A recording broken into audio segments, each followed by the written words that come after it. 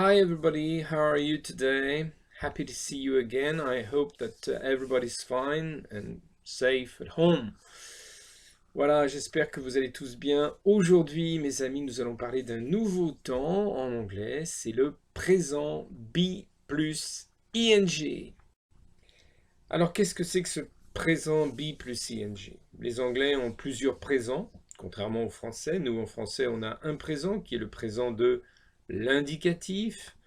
Euh, je travaille, je mange, je joue au tennis, j'ai faim, j'ai soif. Ça, c'est du présent indicatif. Eh bien, les Anglais, eux, ont plusieurs présents. Il y en a un qui s'appelle le présent simple, sur lequel on va revenir. Vous avez peut-être déjà vu un petit peu en sixième. Et puis, ils en ont un deuxième, et un troisième aussi. Mais un deuxième, on va s'intéresser à ce deuxième présent aujourd'hui, c'est le présent be plus ing. Alors ce présent be plus ing, il se construit comment? Ben écoutez, c'est relativement simple, mais il y a plusieurs éléments, alors il ne faut pas en oublier en cours de route. On commence par un sujet, comme d'habitude. I, you, he, she, it. Et puis les personnes du pluriel. We, you, they. Bon, vous les connaissez bien.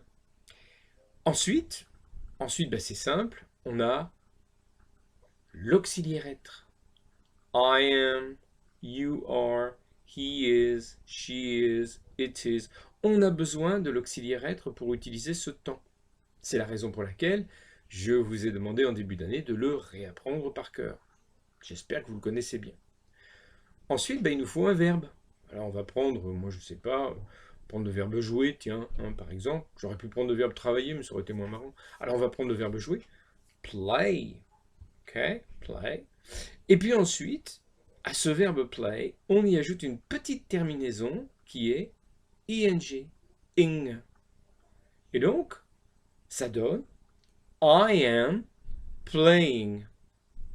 Et à la deuxième personne, you are playing. D'accord? Vous avez compris? He is playing. She is playing. It is playing. We are playing. You are playing. They are playing. OK? Alors écoutez, on le refait avec un autre verbe, parce que là je vois que tout le monde est en train de s'endormir, mais on le refait quand même encore avec un autre verbe. I am working. Le verbe travailler. You are working. He is working. She is working. It is working. We are working. You are working. They are working. Et ça marche comme ça avec tous les verbes. OK? Plutôt facile. Voilà, maintenant la question que vous vous posez, c'est qu'est-ce que ça veut dire? Quel est le sens de ce verbe et de ce temps? Hein? Qu'est-ce que ça veut dire quand je dis I am playing tennis? Qu'est-ce que ça veut dire quand je dis I am working? Eh bien, c'est relativement simple, car on a une expression un petit peu équivalente en français et qu'on utilise dans ce cas-là. Hein? Ce temps, on l'utilise, premier cas de figure, et c'est le plus fréquent, pour exprimer ce qu'on est en train de faire. Je suis en train de jouer au tennis, ce qui n'est pas le cas. I am playing tennis. Je suis en train de parler, ça c'est le cas. I am speaking. Je suis en train de travailler, c'est vrai aussi. I am working. Okay? Je suis en train de vous regarder. I am looking at you. Vous êtes en train de m'écouter. You are listening to me. OK? Voilà, vous avez bien compris. Premier sens donc de ce temps, le présent be plus ing, eh bien, dire ce qu'on est en train de faire. Ou ce que quelqu'un est en train de faire. Voilà, mais ce temps, il a un deuxième sens. Un deuxième sens qui n'est pas si étonnant parce que c'est un peu la même chose en français. Vous allez voir. On va l'utiliser dans des expressions comme I'm leaving this evening. I'm going to Paris this evening. I'm working with Paul tomorrow. I'm working with Paul tomorrow. Alors, je vais m'arrêter sur cette phrase-là. I'm working with Paul tomorrow. Ça veut dire quoi? Ça veut dire, je vais travailler avec Paul demain. Et là, vous vous dites, oh là là, qu'est-ce qu'il raconte ce prof?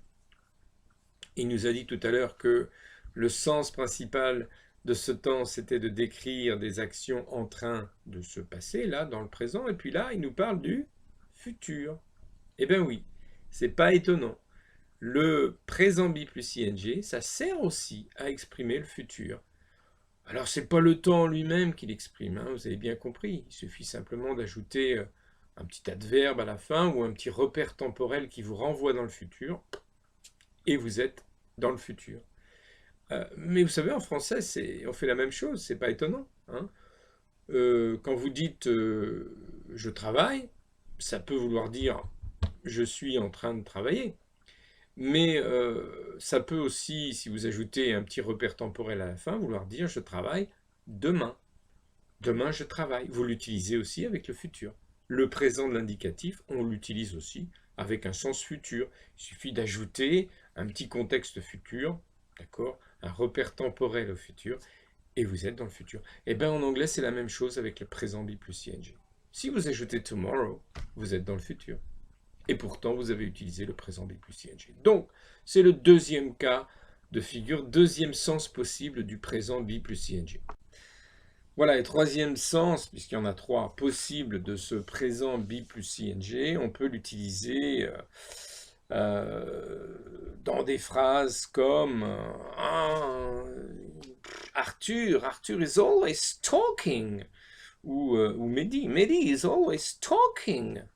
Hein, d'accord? Bon, je pense que les uns les autres, on serait d'accord avec ça. Arthur et Mehdi sont quand même extrêmement bavards, d'accord? Et parfois, ils sont un peu agaçants.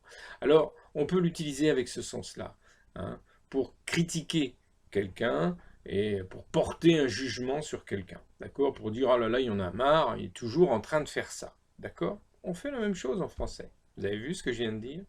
Oh, Mehdi, il est toujours en train de parler. Ça ne veut pas dire qu'il est en train de parler. Mais ça veut dire que j'exprime mon agacement parce qu'il est bavard et que parfois c'est agaçant. Bon, pas toujours comme ça, Mehdi, hein, bien sûr.